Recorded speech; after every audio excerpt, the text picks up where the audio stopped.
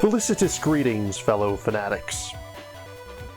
Welcome back, everyone. I'm Adam the Fanatic, and today we're kicking off Mega May by taking a look at Mega Man Battle Network, an action JRPG with heavy card game elements by Capcom for the Game Boy Advance.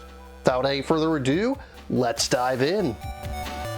Unlike most Mega Man titles, this is actually my first time going through Battle Network. I have played through the third title and a good portion of the fifth, but for the most part, my reviews here will be my first experiences with the series. First released in March of 2001 as rockman.exe and hitting American shores in October the same year, Battle Network was the first Mega Man title on the Game Boy Advance. In order to enjoy this series, you'll need to forget everything you know about Mega Man, although you'll see many familiar faces and cameos galore, including a number of Legends references to remind us that Legends 3 will be just around the corner. Any day now, any day now, any day. Battle Network was completely different from any Mega Man title that had come before. Not only because it plays wildly differently, but also because it takes place in a completely different timeline from all prior series. Instead of a world filled with robots that have their own emotions and desires, but somehow are separate from the future Reploids which will be fully sentient, the world of Battle Network takes place in a dystopic future where absolutely everything is connected to the internet, and thus hackers can affect any part of their daily lives. Televisions, utilities, kitchen appliances, cars, everything is online. And at the center of this always online world are devices known as PETs, short for personal terminals. Devices which can be used to connect to the internet from just about anywhere. Basically, imagine a PDA and a cell phone combined. Come to think of it, this might actually be one of the most accurate predictions of the future that I've seen in sci-fi. At least smart doghouses aren't a thing in real. What do you mean those actually exist? Regardless, PET users are referred to as operators, and each operator has their own digital partner that they can use to explore the internet, known as a NetNavi. In Battle Network, you'll be taking on the role of Lan Hikari and his Navi, megaman.exe. As aforementioned, this game plays nothing like earlier Mega Man titles. Instead, you'll travel around and talk to NPCs in typical RPG fashion.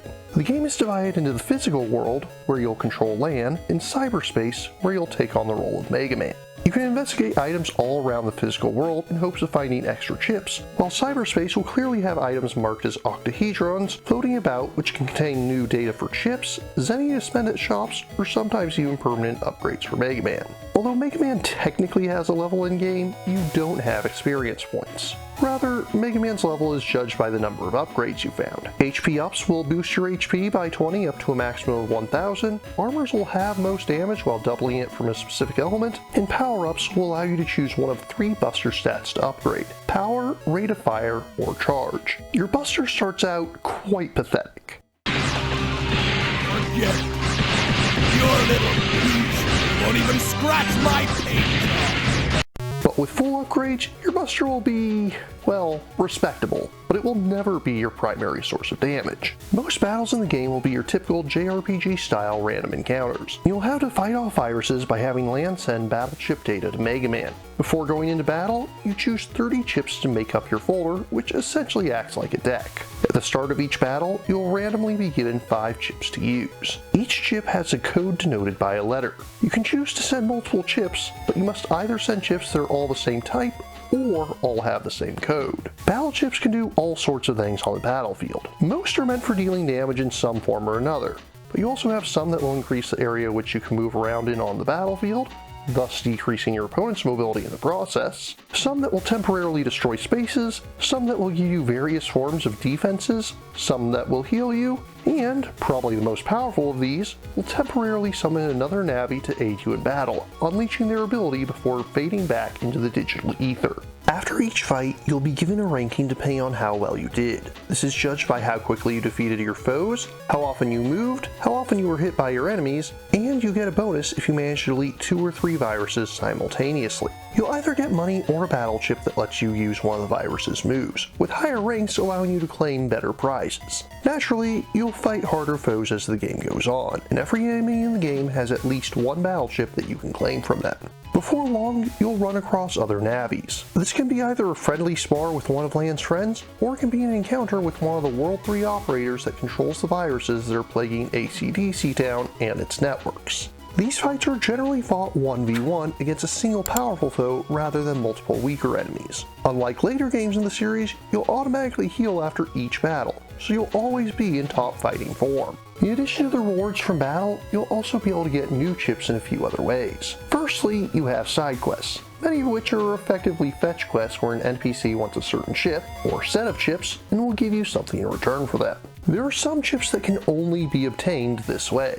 You also have the opportunity to buy from shops. In the physical world, you'll have Higsby's shop, which opens early in the game and will regularly increase his stock with new items. While there, you'll also be able to use the chip trader gachapon machines to discard your unused chips in hopes of something better. You can only use 10 copies of a given chip in your folder at a time, so anything beyond that you should probably use as trade fodder. On one final note, I should briefly mention the base or forte chip. This natty chip is quite powerful and hits all enemies for 200 damage. Originally, it was only given away at an event that was exclusive to Japan announcing the release of Battle Network 2. However, if you're playing through the Legacy Collection, you can simply claim the chip at any time you wish. It makes the early game a lot easier, and it's still useful for farming even into the late game, so definitely take it along if you can. If you're playing on an original cartridge, then the only way to claim it these days is through a hacking device like the Action Replay or GameShark. I should also briefly mention program advances. Although not as useful as they would be in later games, specific combinations of 3 or more chips will allow you to perform special moves that cannot be performed with any lone chip. Some of these give you 5 seconds of invincibility with unlimited use of a particular chip, others allow you to use a weaker chip multiple times, and some even upgrade the ability of Navi chips. As was all the rage at the time thanks to Pokemon, the game originally let players trade chips and battle with one another via a link cable. Thankfully, you can now do this through the internet if you're using the Legacy Collection, though only with people playing on the same console as you. This means you can help each other fill out your chip libraries, which must be fully filled out if you want to challenge the hidden post-game boss, though strictly speaking, multiplayer is not required for 100% completion here. Presentation-wise, the game is quite solid. It has a vibrant, colorful anime aesthetic, and the sprites are really well animated, but not as good as the PS1 titles, of course. Again, I am using the Legacy Collection version, which, despite primarily using the original art assets, it has replaced the text with a high-resolution font, which feels very disjointed with the GBA sprites. Obviously, this isn't an issue with the original version of the game. The plot is mostly episodic in nature. While there is a thread connecting the threats that face AC/DC Town, it's little wonder why this game was turned into a cartoon series, as the structure and pacing made it perfect for villain of the week style plots. Without giving too much away, the first part of the game is about a strange series of fires breaking out across town, and it's there that Lan and Mega Man face their first real challenge as they encounter fireman.exe, one of the Navis controlled by World 3, a cyber-terrorist organization that will be a recurring enemy throughout the series. Although the Battle Network series is rather light on plot, as we're going to be going through the entire series eventually, I am going to cover it all the same, in case there's anything important for later on. If you wish to avoid spoilers, please jump ahead to the time coordinates indicated on screen. Initiate temporal distortion now. Still with me? Then don't say I didn't warn you. It soon turns out that Fireman's operator was posing as an inspector, planting viruses in ovens across town under the guise of repairing them. The incompetency of the AC/DC PD aside, the incident is resolved, and the game actually clearly states the passage of time between incidents. A minor touch, but one that I really appreciate. And from there, it's mostly a series of similar cybercrimes. The new substitute teacher, Mr. Higsby, hacks into the school to disseminate World 3 propaganda. Although when he's cornered, he relents and agrees to help work to subvert World 3. I'm all for a proper redemption arc, but his arc is literally, apologize. Okay. And yeah, it doesn't really get any weaker than that. To make it worse, his only motivation for working for World 3 in the first place was to get rare battle chips. Regardless, Higsby also becomes a recurring character throughout the series and opens up the game's aforementioned main shop thereafter. From there, you have a minor subplot where you have to defeat Snowman to restore the subways to working order. then a much larger plot where the water to AC/DC Town has been shut off. Eventually, you trace it back to Iceman and his operator, who I would cut more slack as his son was held hostage. However, his crimes not only threaten to dehydrate everyone, but eventually lead to the water first being poisoned when it's returned, before fully being restored to clean, potable water that can be used once more. But, all the same, he faces no real consequences for his actions, but once again, does agree to help the heroes. From there, Mega Man tries to play matchmaker, encouraging Lan to go on a date with his childhood friend Mayl. That's M-A-Y-L, who very clearly has a crush on him. Clear to absolutely everyone in AC/DC except for Lan himself, that is. However, the bus she's on gets hijacked, and the plot effectively turns into a PG version of Speed. Can I find you? Pop quiz, hotshot. There's a bomb on a bus. Pop quiz, hotshot. Mwah, it's a classic line. To be fair, it's not just the bus that they've hacked, but the traffic systems as a whole, effectively running a ransomware scheme and selling their fix out in public. So once again, it's up to Lan and Mega Man to defeat Color Man and restore proper functionality of the various vehicles and traffic lights within the city. From there, the penultimate challenge approaches as the Hikari family is invited to a gala, with Lan's father, Yuichiro, as one of the foremost developers in PET and NetNavi research. However, while the event is underway, they're locked in the room while the oxygen is slowly drained away. Luckily, Lan is small enough to fit into the vent and get to the generator, where Mega Man can challenge Man to restart it so that ventilation returns to the building. From there, the finale begins, though that doesn't mean there isn't a lot left to do. First, Lan has to convince his father and 3 defectors from World 3 to allow him to access the World 3 server to try and stop their endgame plan. Oh, and Chod, protoman.exe's operator, who honestly doesn't have that much relevance to the plot besides being established as Lan's rival. It turns out that the cyber terrorism incidents weren't entirely random, with World 3 having sought out 4 packets of data needed to assemble the life virus. A Trojan meant to be launched into space and disable all satellite systems, with Dr. Wily now preparing for the final stage of his plan. Lan and Mega Man attempt to access the World 3 server through the dark web, or the Undernet as it's called in Battle Network, only to find Bomb Man guarding the server. While they are able to defeat him, he then self-destructs, which severs the server's connection. From there, they discover a secret subway system hidden in the school's fountain, which takes them to Wily's lair. Lan, his friends, and their nabbies disable the locks one by one before finally making it to the heart of Wily's lair, with one final lock barring their way to the Mad Doctor. The lock is guarded by megaman.exe, and Mega Man is able to overcome him at first. However, Wily uses a bit of data from the life virus to empower Magic Man, who promptly retaliates. Chod and Proto Man show up, defeating Magic Man once again. But more importantly, Chod also has a file from Lan's father, hub.batch. As it turns out, Mega Man in this version is not just a Navi. Originally, Lan was one of a pair of twins, his brother named Hub Hikari. However, Hub died as an infant, but his father managed to preserve his mind in digital form, which is what gave birth to Mega Man. With the file, they're able to restore Mega Man to working order, and he reveals that he knew the truth about his existence all along. With the brothers reunited, they push on toward Wily himself and the life virus. Wily briefly rants and raves about Dr. Hikari kicking him out of a lab. Not Lan's father, but rather his grandfather. As a brief aside, I should mention that Hikari means light in Japanese. So thus, we see the return of his rivalry with Dr. Light, even if the good doctor is no longer living in this version. Regardless, Lan and Mega Man make their way to the shuttle before it launches, battle against the life virus, and narrowly save the day. Upon defeat, Wily sets his base to self-destruct and makes a getaway, forcing Lan and his friends to beat a hasty retreat back to the subway.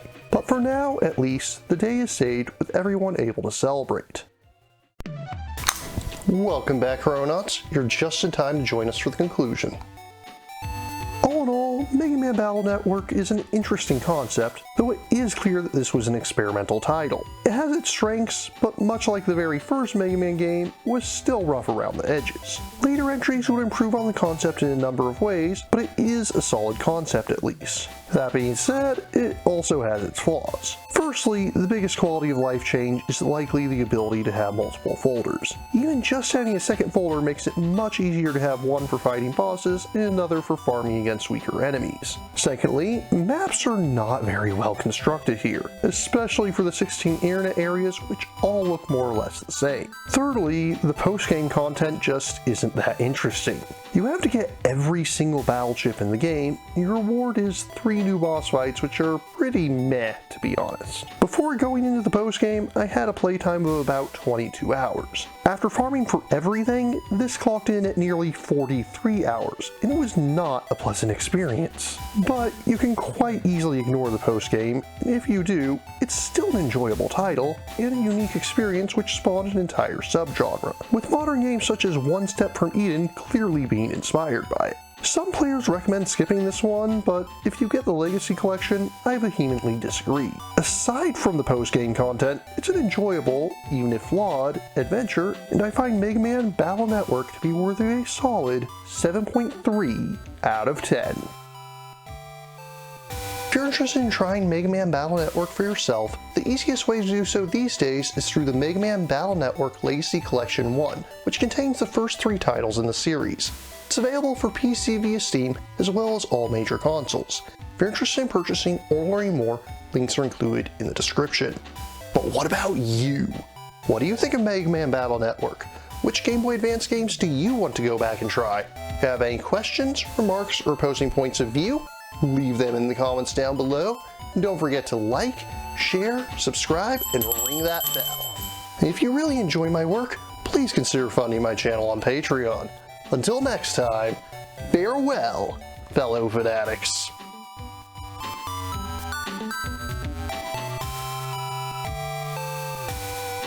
Thank you again for watching. I have plenty more to share with you if you're interested. You can click up here above my head to subscribe to my channel. You can click over here on my monitor to see the most recent video that I've worked on. Or if you prefer, you can click up here to open this mysterious vault and see what video that the YouTube algorithm has picked just for you.